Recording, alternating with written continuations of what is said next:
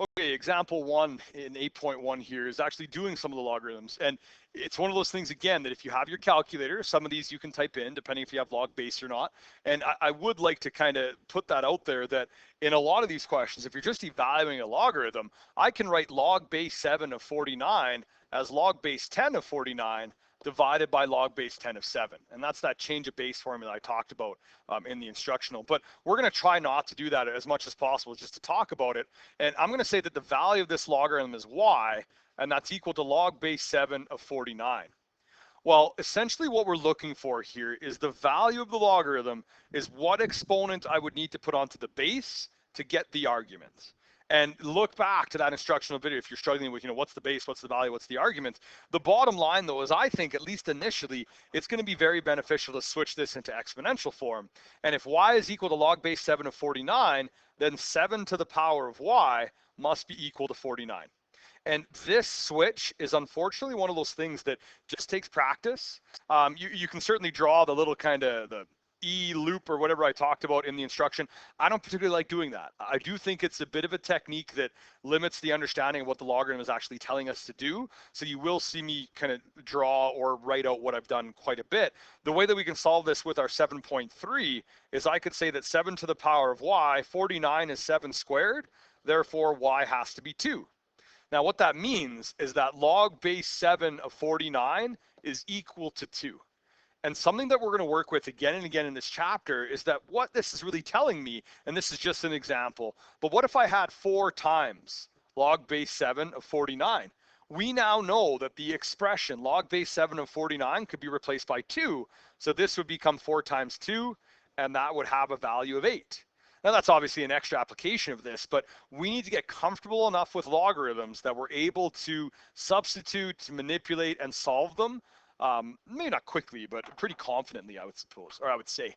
All right, for b there, which is log base 6 of 1. Again, I'm going to do the same thing. I'll use a different variable here. I'm going to say that log base 6 of 1 is equal to x, which means that 6 to the power of x is equal to 1.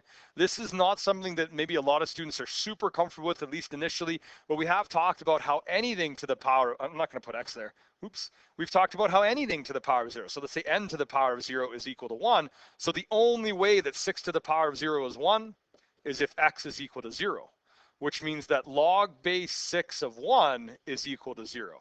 Now this is one of those nice things that log base anything, and I'm just going to use maybe a c there, of 1 is equal to 0. So log base 14,000 of 1 is 0.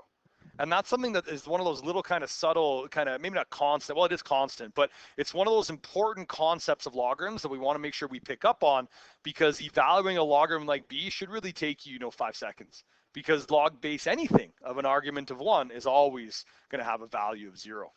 All right, the last two there, I'm just going to maybe move down a little bit so I don't have to rewrite them. I always struggle with all that scrolling. We are going to do the same thing I've done for A and B. One of the benefits of C, though, is that you could just type it into your calculator. And again, the logic behind that is if a base is not written on the logarithm, then it is defaulting, or the kind of, the base, if we're not given anything else, is always 10. So this is actually saying log base 10 of 0.001. And I want to write that 0.001 as just a scientific notation, because this is log base 10 of 10 to the power of negative 3. That is 0.01. And the reason why I like doing this, I'm going to use t for this question, is when I put it into my exponential form, I get the base to the power of the value, so 10 to the power of t is equal to the argument, and it's actually already set up for that 7.3 technique. The exponent we put on 10 to get 10 to the negative 3 is negative 3. So log base 10, or just the log of 0.001, is equal to negative 3. Again, that one you can check via your calculator. Make sure you do know how to get to that log button. It is kind of front and center on the main nameplate, and it's spelled just LOG. It's on the left side of your nameplate, kind of halfway down. Don't get confused with the LN button. That is the natural logarithm. Oh, sorry about that. And it is something that you will work in if you choose to take calculus after this. All right, last one here then is D. D wants us to take, and I'm going to use another variable. I'm kind of run out of them. Let's use Z. I haven't used Z in a while. So Z is equal to log base 2, and I'm going to write the square root of 8 just as is for now.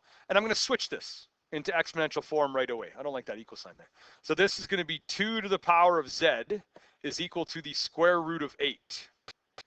Now, at the end of chapter 8, we will have an algebraic way of solving this, but we don't have that yet. So what I'm going to do is I'm going to recognize from 7.3 that I can write the number 8 as 2 to the power of 3. And I can write the square root of 8 as 8 to the power of 1/2. Now, with both of those concepts together, it means that the square root of 8 can be written as 2 to the power of 3 to the power of 1/2, or 2 to the power of 3/2, because these exponents multiply onto each other. Now, why that's beneficial is now we're solving 2 to the power of z is equal to 2 to the power of 3/2, which means z must be 3/2 or 1.5.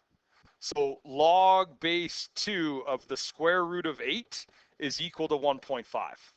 Now, I do want to show you that change of base at least once, and I'm going to do it with this complex one.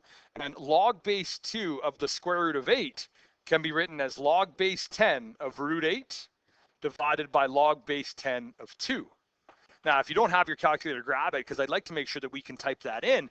And what we're going to see is that when I put in log of the square root of 8, making sure I close that bracket twice, because the bracket on the radical and the bracket on the logarithm, I'm then going to divide that by the log of 2, and it gives me 1.5.